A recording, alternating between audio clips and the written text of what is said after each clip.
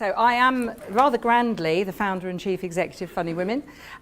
We've been in existence for 15 years, I can't believe it. That's a few snaps from last year. The core of our business is something called the Funny Women Awards. I'm really proud of it. It is all about bringing new women into the field of comedy, performers on stage, comedy filmmakers, short film makers, script writers, and the best show, which is our public vote award. I'm not going to speak too long about it, but it's just to give you a little overview of what I do. So it's a very big part of the business is the comedy, and we run workshops and we do training and we run gigs. We have two fantastic venues. I have the RS Hispaniola, which is a restaurant ship now in London, and we use the Comedia Club in Brighton, so if any of you know either of those venues. We also go all around the country. We go to the Edinburgh Fringe. We've been going to the Fringe now for, I think this year coming up will be our 15th year. So we really know the comedy world. On the business side, since it was mentioned, in order to fund the wonderful world of comedy, which is quite tough to make money unless you're become a really big star, we do a lot of corporate work, and we work with companies, we work with people in diversity, we work with women's networks, and we go in and we work with groups of women and men to improve the culture between the two genders, very appropriate on a day like today.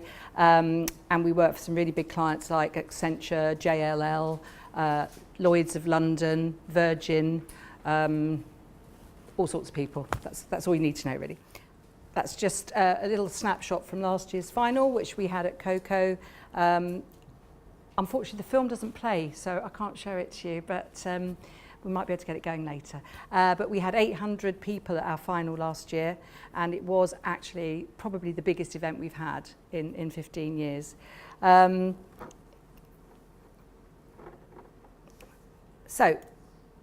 we get lots of press.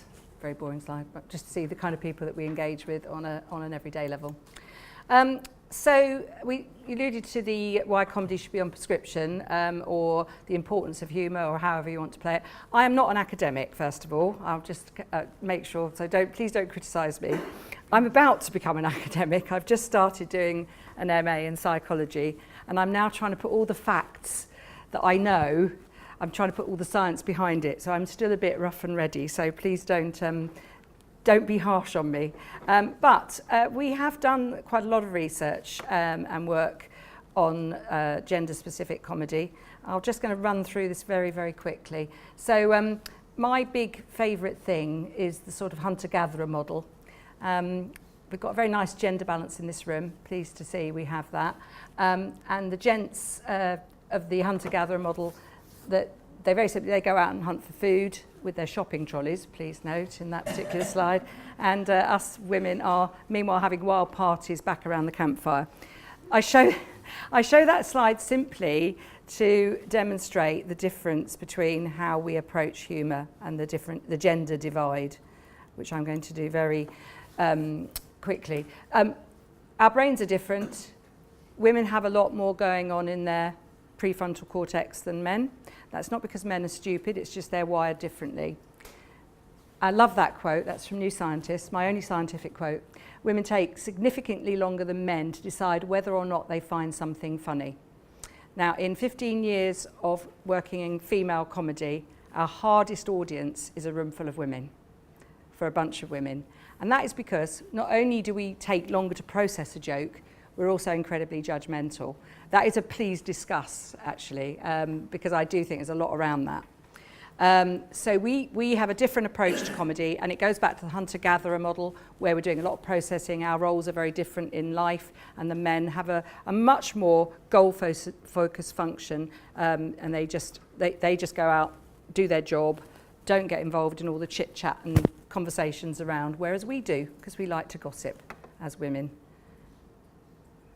Probably all going to, oh dear, I'm so sorry, I'm really doing a crap job here.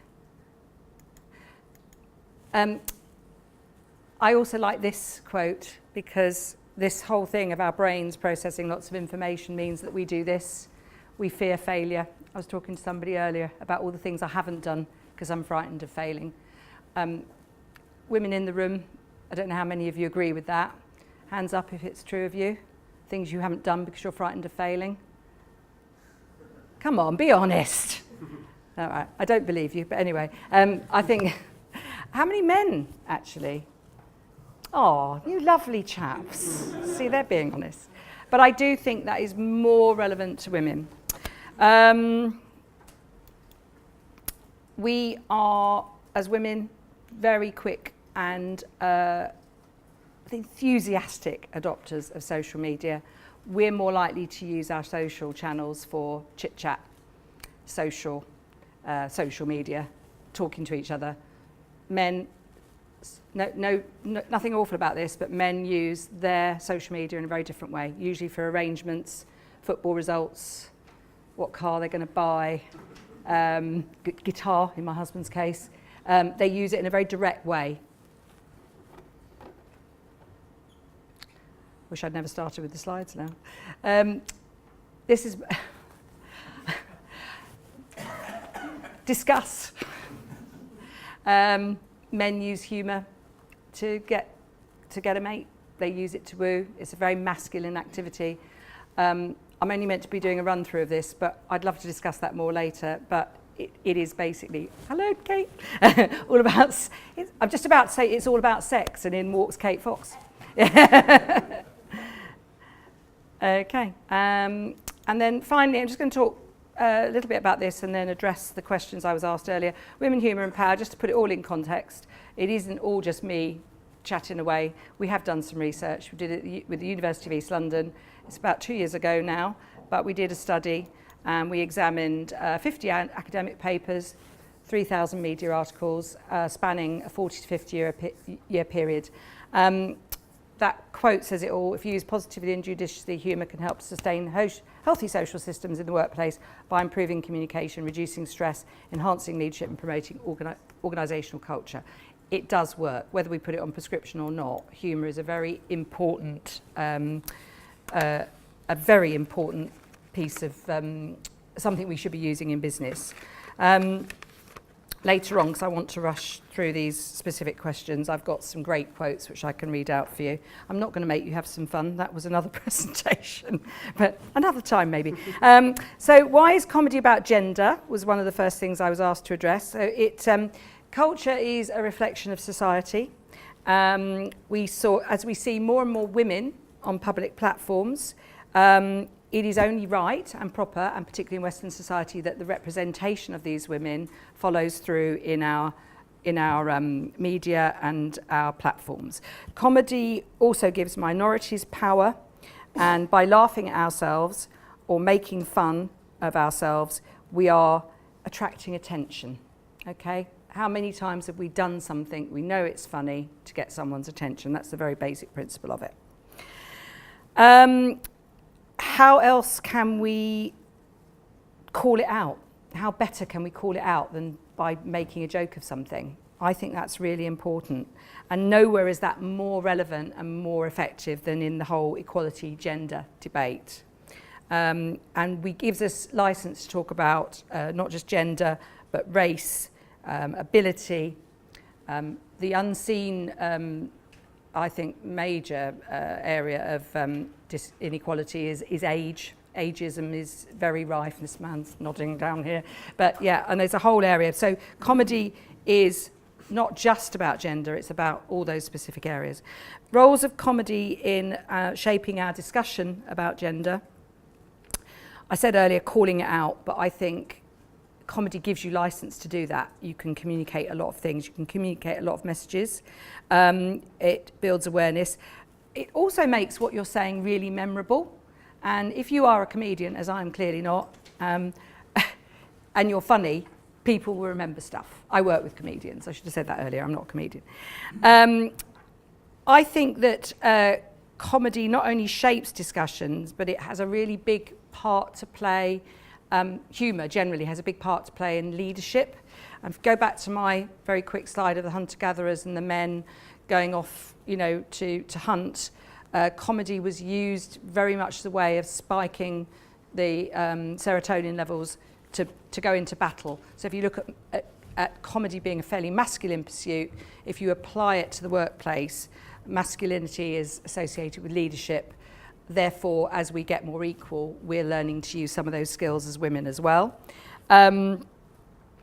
Comedy in the media and comedy in politics. I produce a girl called Ayesha Hazarika, and she had worked for the Labour Party for 8 years. That in itself is a joke, really. She worked with Ed Miliband and Harriet Harman, and she is now about to go on tour with her one-woman show all about life behind the scenes in politics. It's very funny, it's brilliant, but it is telling stories, it is talking about the stuff that we don't normally have a chance to talk about. I'm going to just say a few words. Breaking taboos, comedy does that. Offensiveness, very quickly, because I think this is quite a good area for women. I have seen those boundaries change massively for women since I set up 15 years ago. Words that we never used to say, I still actually find it hard to say the C word, I won't say it here. Use liberally and on TV and, you know, just everywhere now. The language, what we talk about, the whole discussion around periods and tampons and menstruation and menopause are now commonplace in my world of female comedy. No, there are no holes barred, literally. Naughty is really nice and funny. And lastly, the relationship between comedy, gender and feminism. I've mentioned the study. Ultimately, comedy gives everybody their unique, authentic, unadulterated, uncensored voice, particularly when it's live. What you see on television doesn't necessarily reflect what's going on in the outside world. You want to see hardcore, opinionated, roots comedy, go into a comedy club and see it, because that's where you'll get the essence of public opinion. You might find it offensive, but that's what we should be doing and that's what we should be sharing. I think there are lots of great female role models as well, just to finish, who absolutely call it out. Catherine Ryan, who won our competition in 2008, she's doing it. She's rude live. I mean, she's seriously rude live. Sarah Pascoe, who's a very different type of comedian, but is a very, she and Bridget Christie are two women who are really calling it out on feminism and taboo subjects. And then in the States, you've got obviously Amy Schumer, Tina Fey, Amy Poehler, and countless other people. Women have always called it out. We've always been brilliant at changing the agenda. And if we have to be a little offensive, we've got to do it. I think that's it. Thank you. Well, good afternoon, everyone, and very happy International Women's Day. I feel very privileged to have been invited to talk here with so many very, very good speakers. And all I can do today is tell you my own personal experiences of writing and the trouble I've got into. And I was slightly worried when Meredith said I was respectable. I can assure you I'm not, promise you. I write plays mostly, I write comedy, and I write character comedy, which means I don't write one-liners or gags. My comedy always comes through the characters themselves. I started off in the theatre, which is my great love, but I did venture into writing for television. And when I was writing for television in the 80s, there were only two women writing sitcoms. There was me and there was Carla Lane. Now, Carla wrote for the BBC, which was a very shrewd move on Carla's part, because the BBC really work their sitcoms. They'll put out series 1 and then they repeat series 1. They put out series 2 and then they repeat series 2. And by the end of series 2, they usually have a very good following. Now, I wasn't so sensible as Carla. I started writing for ITV. Now, ITV don't work their sitcoms in the same way because they have the advertisers on their back. So if a sitcom isn't immediately successful, they tend to pull it. However, I did learn a lot, and I certainly learned a lot about comedy and offence. So I started at the time when we possibly had some of the most racist and sexist comedies on television. The two that come to mind are the terrible Till Death Us Do Part, which I'm sure you're all too young to have seen. It had the most dreadful character called Alf Garnett, who insulted absolutely everybody. And then we had another terrible sexist and racist comedy on called Love Thy Neighbour.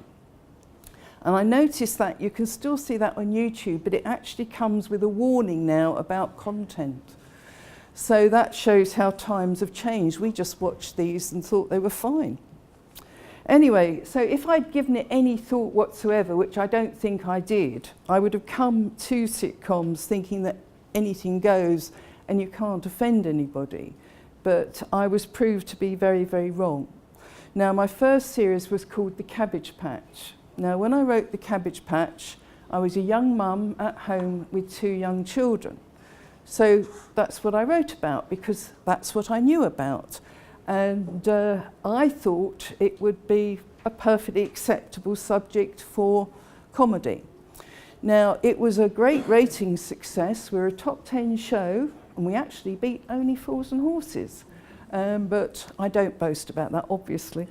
And I thought that ITV would be delighted with me because I'd produced a top 10 show. But I didn't realise that in the background, people were trying to derail the show.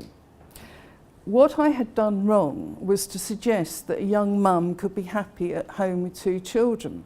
And I assure you I was. One of the best times of my entire life.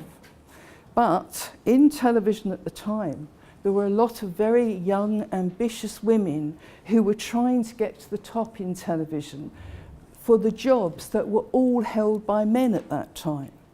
And of course, they hated the show. They hated the thought that you could be happy at home with children. Their mantra was, you know, women should work. And so after 2 episodes, ITV pulled the show. And I think it's a great shame, actually, because now feminists would say that women should do what they want, whether it's at home or in the workplace. But it truly wasn't like that in the 80s. But ITV were very faithful to me. They commissioned another series. And this time I thought, well, steer well clear of the home and children. So I wrote a sitcom called Troubles and Strife. And it was all about a vicar and a lot of women that plagued him. Now, you'd think it was fairly harmless, but it truly turned out not to be that way. But I am actually quite proud of that series because it was the first sitcom ever to have a little scene after the end titles. Now, after I had done it, well, Friends, the American, which you're all too young to have seen, obviously, Friends, but Friends did it after me, and so did The Vicar of Dibley, but mine was first, so I'm quite proud of that. But I based The Vicar on a very good friend of mine. He was a Church of England vicar. His name was Graham, and he's still a friend, but he did find the series very uncomfortable. But I actually based it on his own experiences, and he was a single man, and he was totally plagued by women. A lot of the parish ladies wanted to mother him, and a lot more wanted something else entirely from him. So he was always in a very sticky situation. But the woman that pursued him most was a Methodist woman minister. And I just couldn't resist writing an episode about the Methodist woman minister, whose name was Elizabeth in real life. And I warned him, and he was so worried about it that he phoned her on the night it was going to be shown and suggested that she went out, seriously. Unfortunately, she did, because I don't think otherwise she would have been very happy. So that was Graham, and I really thought that writing about the vicar and church women would be acceptable. I didn't think it would be offensive, but it absolutely was. We were inundated with complaints from religious people, religious groups, and even Mary Whitehouse got involved at one stage. But after 2 series again, ITV pulled it because of all the letters of complaint. So ITV very kindly asked to commission me again, and I said, no, I think I've had enough of television. And one of the reasons that I wanted to leave television was that it was very male-dominated. All the producers were male, all the directors were male, and that was a bit of a problem, not totally though, but my real problem was the accountants, because I started in television at a time when the accountants had moved in. And I would hand over my beautifully written script that I had sweated blood over. It was perfect, and I would go into rehearsal the next day to find it had been decimated by the accountants who said, you can't have that scene, it costs too much. And I'd say, but that scene's pivotal to the episode. It no longer makes sense. And they'd say, well, rewrite the scene then. That was the answer, rewrite the scene. So I'd be up all night rewriting the scene, and it wasn't very happy. And I can assure you, for anyone with any creativity at all, accountants are very bad news, particularly if you're La La Land.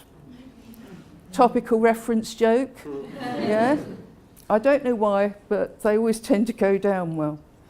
Anyway, I returned to the theatre. I'd had enough of television, and theatre's always been my great love. And I write mainly for women now. I write mainly comedy, not always, but mainly, because I keep getting commissioned to do so. So I very often write for the Edinburgh Festival, and 3 years ago I wrote a tragicomedy about the French Revolution. And it was quite brutal in parts, because the French Revolution was, and I was telling it as it was. It contained many lines which were pure black humour. I mean, it wasn't a funny revolution, but you can make a lot of comedy from it. And I was very surprised at some of the reactions I got to this play. When I was in Edinburgh, I was asked several times, who wrote this?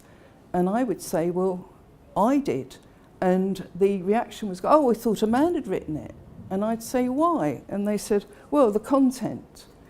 So I was very surprised by this.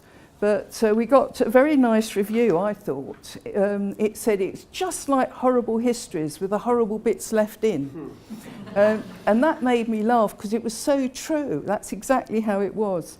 But I was taken aback by the thought that only a man could write a black comedy and relate history in all its horror. That's really odd, isn't it, in the 21st century? But that's how it was. Anyway, last year I was commissioned to write, again, a play for women, and I wrote a very modern comedy this time called The Allergic Audience. And the title is because one of the ladies had a Hessian allergy. And yes, they are real, I promise you. Hessian allergies are real. I got the idea from a friend who was absolutely streaming, and I said, what on earth's the matter with you? And he said, I've got a Hessian allergy. And of course, immediately a play formed in my head. So don't ever tell me anything you don't want repeated, please. So it's about two women, and these two women are trying to run a fringe venue. And Barbara is very, very bossy and very bigoted, and thinks she's right about absolutely everything. And Pandora is very intelligent and very feisty, and she challenges Barbara's bigoted views. So I'm going to ask Jo just to come up and read a few lines with me. Jo's a trained actress, so you're in very, very safe hands here. Right, so remember, I'm going to play Barbara. She's the bigoted one, and Jo's the feisty, intelligent one. Typecasting, obviously. I think you'll find I'm the lead volunteer. I have decided that we should give out one programme per couple. Per couple? Yes. How do you know if they're a couple? Oh, I think you have to be a bit more broad-minded than that. In this day and age, oh yes, far more. Many different species count as a couple these days. Species? Oh yes. You can have man-man, woman-woman, man-man, man-woman. Yes, I'm very open-minded about these very odd relationships. Right, so that was a tiny little bit. please thank my actress friend over there. But you see, I think you can see this dialogue is actually very offensive to single gender couples. But because it's said by a bigoted woman, the offence is removed and it becomes funny because you laugh at her for being so bigoted. And we got, I have to say, in that comedy, it ran, I think, 45 minutes in Edinburgh. I did sit and count when I had nothing else to do one night, and we got 112 laughs in that 45 minutes, which I thought was pretty good going, actually. But you see, comedy can be so useful for puncturing the bigotry in society. And I hope it will continue to do this because disadvantaged groups can be aided through comedy. And if the humour is not pointed directly at them, then it works and it will make you think and you wonder why you've laughed. And in a world that is so full of problems now, let's embrace comedy as a way of improving the narrow-minded in society. Thank you. So I'm the academic, so my slides are a bit black and white, they're a bit dull, and I don't really have any interesting stories to tell you. So this is a topic. I'm actually more nervous today talking about rape jokes than I usually am when I talk about racist jokes, but that's probably to do with experience. I've written one article on rape jokes, which is currently under review at an academic journal. It's a co-authored piece, and I've also co-edited a special issue last year on gender and humour. So it's a relatively new topic for me. I'm going to go through, at the end, some of my perspectives on rape jokes, and I'm also going to take you through some of the academic ways of approaching the subject. It's a subject that is closely aligned with concepts of offence, definitions of offensiveness. There have been some recent high-profile examples. We've got names and pictures on the screen. You probably recognise most of these people. We've got Jimmy Carr, Frankie Boyle, a guy called Daniel O'Reilly. It's probably the least well known of the people on the screen who had a character called Dapper Laughs. Has anybody heard of Dapper Laughs? I think it was an ITV, turned into an ITV programme called On the Pool. Describes himself as a pickup artist. He actually received quite a lot of heavy criticism for his rape jokes, appeared on Newsnight and retired the character of Dapper Laughs. He seemed quite repentant about the effect that he was having with the character. We've also got Daniel Tosh from the USA, Sarah Silverman and Ricky Gervais. Well, most of these people have got something in common. They're all about the same age as me, give or take 10 years. We've got a token female up there. Sarah Silverman is probably the most obviously satirical of the comics. Her jokes about rape have got a clear satirical dimension. The rest of the comics, probably not so much. We can talk about that later if you like. So I'm going to take you through four or five, I can't remember, 4 or 5 academic ways of approaching offensive humour and rape jokes. Not all of these people have written specifically about rape and rape jokes, but their ideas can be applied to offer analysis. First of all, we've got Kristy Davis, who isn't here today. He regularly comes to our sessions, but he's not here today. Kristy Davis is a leading expert on ethnic jokes, but he's got a very specific line on the impact, the potential impact of jokes, and he more or less feels that they're inconsequential. I like going through his work, trying to find sentences that disprove that. He wrote something on lesbian humour last year that was published, and he talks about it being having an incredible vitality, which is interesting. Doesn't suggest that it's inconsequential if it's offering vitality, but that's his position. So jokes, it is held, are a disguised form of aggression. They are not. Jokes, it is argued, are powerful. They are not. Jokes have never brought about any significant social or political change. He's very much against political correctness. He conceptualizes political correctness as a movement that encourages censorship, that is anti-free speech, and he's really critical of the BBC. He feels that the BBC embody that. I've got no experience of the BBC, so I don't know. But that's his position. If we take this line, then rape jokes are completely acceptable. They've got no wider impact on social relations. Next up, kind of connected to that, and this is probably the biggest caricature in my in my presentation. I've got an approach that really connects the offender and the offended, and perhaps sees the two as engaged in a language game, an exchange. Kramer's article kind of more or less takes that approach, that when we offend and when we are offended, we engage in identity work, that we construct our identities through that process, that we perform roles, and that we display our values and our morality when we do that. So this type of approach really puts the analyst, the academic, on the outside and looks in on the language game, on the display of offence and display of offence. Okay, so this isn't an approach I take. I think my approach is a little more political, a little more politically correct than this. I'll come to that in just a moment, but that's another way of approaching the subject. There's quite a lot of work in academia that comes from psychologists that looks at offensive humour, disparagement humour.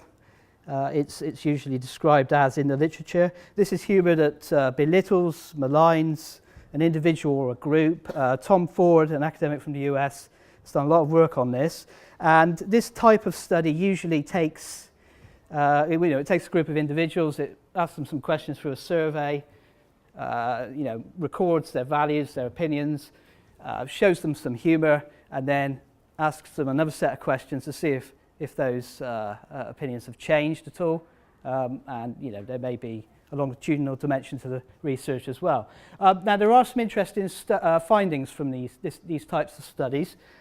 So Ford, Richardson and Petit have found that disparagement humour functions as a releaser of existing prejudices. So for people that hold existing prejudices, perhaps in relation to racism or sexism, disparagement humour can allow those prejudices to be released, to be expressed. There's some work on sexist joking, and that potentially suggests that sexist joking leads to attitudes that are less punitive towards rape perpetrators, that encourages a relaxation of an attitude like that. So the quote in the middle, I won't read the whole thing out, but the quote in the middle sort of explains that. And also in relation to women, there's evidence that experiencing sexist humour leads to greater self-objectification and body surveillance. So some pretty negative consequences there in that research. Okay, so in terms of my own stuff, I do discourse analysis, which looks at text pretty much, looks at text and tries to highlight the power relations within the text. I use Aristotle's idea of the rhetorical triangle, the dynamic between speaker, audience and content as a way of analysing offensive humour. There are other people that do similar work, and the discourse analysis approaches that I've got up on the screen are probably more easy to identify as sort of feminist analysis of humour. So we've got Bemiller and Zimmer-Snyder, Perez and Green as examples of people that have examined rape jokes and been quite heavily critical of rape jokes. Perez and Green are in the special issue that I edited, and they talk about the frames that exist that are used to interpret jokes. So in a sense they're connected to the second example that I outlined, but they talk more about patriarchy, more about dominant patriarchal structures as linguistic frames that lead to dominant interpretations and opposed feminist counterframes. Okay, so now I'm going to say something, just liven it up a bit, say something about the actual jokes rather than the academic work. Ricky Gervais, so the article that I've co-written with Karen Morgan in Bristol is simply about Ricky Gervais and his rape jokes. He's really only told 2 or 3 jokes about rape. He's not he's got 4 stand-up comedy DVDs that are available to buy. You can find them in any good charity shop now. I'm quite, I really enjoyed The Office and Extras, but I do feel that his stand-up comedy isn't as good as, it's not as well crafted, but it's not about my taste, it's about the material. So this is one example of a rape joke from Ricky Gervais that was heavily criticised by a number of people. And what he's doing here is he's being critical of those government adverts, those public service adverts that try to discourage people from drink driving or from doing other antisocial activities. And he's talking here about getting in a car drunk, and the punchline comes in the middle where he says that because I nearly killed an old woman, in the end I didn't kill her, in the end I just raped her. Okay, so that's the joke. He defends it. He defends this in the media, and he also defends the joking in a radio interview that's available on the internet, an interview with Jim Norton, who's an American comedian who tells a lot of offensive material. And really, the defence that he's offering is one way he's describing the work as satiric irony. It's supposed to be satirical, it's supposed to be ironic. But in terms of the detail that he offers around his definition of satire and irony, it's actually quite weak, and it almost turns into I simply mean the opposite. I'm simply just joking. I'm not being serious. That's the kind of logic of the approach. So here he talks about the ambiguity around the term nearly killed. Okay, so the joke works because nearly killed means more than one thing. It means something that's quite positive, the person didn't die, but it also means something that's incredibly negative. And he describes this as comically justified. Comically justified. So that, I've struggled with this. What does this actually mean? Why is this comically justified? Because the ambiguities of the term nearly killed, I don't think are an urgent satirical target. I don't think they are. And the joke offers no real critique of rape culture or problematic attitudes towards women. Okay, so that's the joke. The joke's got some ambiguity there. It's attempting to be critical of adverts, but the adverts aren't about rape, they're about drink driving. And it doesn't really offer any critique of the practice of rape. In the radio interview, he defends his actions. And we've analysed this in depth. And really, there are two clear things that he does in this radio interview. First of all, he asserts awful interpretation. So he suggests that his meaning of his interpretation of the joke is correct, and everybody else is wrong. It's interesting you mentioned Alf Garnett. Alf Garnett was supposed to be anti-racist, and the audience didn't take it in that way. So, comedy doesn't work like that. Audiences take jokes in many ways, but he asserts his awful intention. The comedian has a superpower of freedom of speech. He offers a self-deification. That's the trope. He's got this superpower. Of course, it's incoherent. If free speech exists, then everybody can engage in free speech. It's not a superpower that's held by celebrities. He also attacks people that criticise him, and this exists as a sort of general attack. He doesn't sort of point to specific people. He doesn't name anybody. He doesn't attack the journalists that have been critical of his work. And this is a quote that explains the style of that attack. And I described this as argumentum ad hominem, if I can say it, which is, attacking the character of the critic. People just want to say something because no one listens to them ever. They're generally angry. He's pretty dismissive of people that are criticising his jokes about rape. So I'm going to stop there. I think I've come to the end. That's a list of references, if you're interested in reading anything further on the topic. Thanks. Okay. Hello. I suppose defining myself is quite hard at the moment, actually. So sometimes I will say that I'm a stand-up poet, because if you say that you're a comedian who does poems, not that many people will come and see you.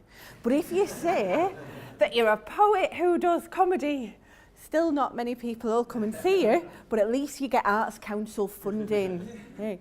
And actually, with reference to this topic today, a line that I do, so I think we're definitely in the area of self-definition, is I'll say that I tend not to call myself a feminist poet, even though I am a feminist and I am a poet. It's just, I think the two terms together can become mutually off-putting, a bit like Christian and musician. And I think I especially say that line when I want an audience to hear me as a feminist and when I also want them to hear the ambivalence that I acknowledge some audiences might have around that, and the ambivalence that I might hold myself. So I find comedy very useful for that. PhD-wise, I'm actually writing my PhD up. I'm in the final year of the full-time PhD. So I did tell people this year, I'm going to be a hermit. I'll hardly be out anywhere at all. And that's not worked out very well. But actually, it's a practice-based PhD. Practice-based PhD in stand-up performance, basically, which is, for me, still a bit odd to think of as a thing. I'm hoping at my Viva, my examiners maybe will get drunk and heckle me, and then I'll truly feel that I have arrived.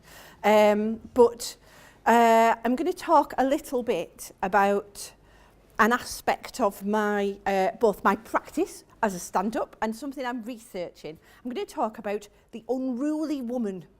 Because basically, I think you could look at all female stand-ups as unruly women, but some are more unruly than others. And I'll explain what I mean by that.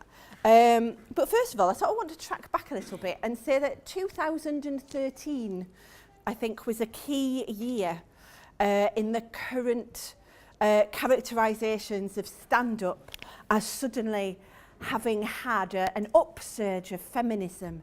The women are coming, people proclaimed after Edinburgh 2013, because Bridget Christie won the Fosters, because Adrienne Truscott won a panel prize, because there was suddenly apparently more women around.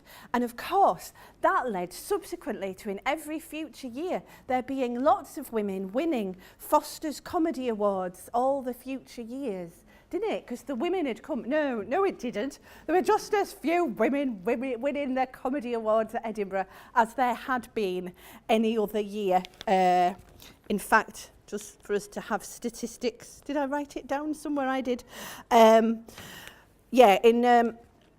Across 2014, 15 and 16, when the women had come, 18 men were nominated for the Foster's Main Award and 3 women, none of whom won. But that was the year that Daniel Tosh made his controversial rape joke. And it was also the year that kind of should be a footnote, but since I'm here as a practitioner, I'll share it with you. I took my show to Edinburgh about not wanting children. And I took a show about not wanting children because my friend, who is a very successful mainstream comedian, had said to me she felt like that was the one topic that she couldn't talk about to her audiences. They would find it so alienating and offensive that she just couldn't go there. And I thought, wow, see, I don't have a mainstream audience to offend. I can talk about this issue. So I took that show, not expecting really anything to come of it. I felt like it was I'm going to Edinburgh to do a thing I want to do type thing. So I talked about how I have never wanted children, and I think that's something that I got from my mum. She is basically what I would call a paedophobe. But don't get me wrong, she doesn't dislike all children, just her own. So it's fine. So clearly, I do stand up in order to try and reacquire the early maternal love that I never had. But if I end up just with your slightly apathetic and perturbed faces, then that still reminds me of the early maternal situations, but it's a win-win. I talked like that for an hour. There was more stuff in it. And I chatted to the audience and we decided whether or not we wanted to raise a hypothetical baby. And there was something, as Joan says, about making a situation, putting it at a distance perhaps, and making it a bit more hypothetical or giving it to someone else that maybe made it safe for parents who in some cases were coming in with their children to admit that they'd never wanted them. The ultimate taboo, perhaps, for women.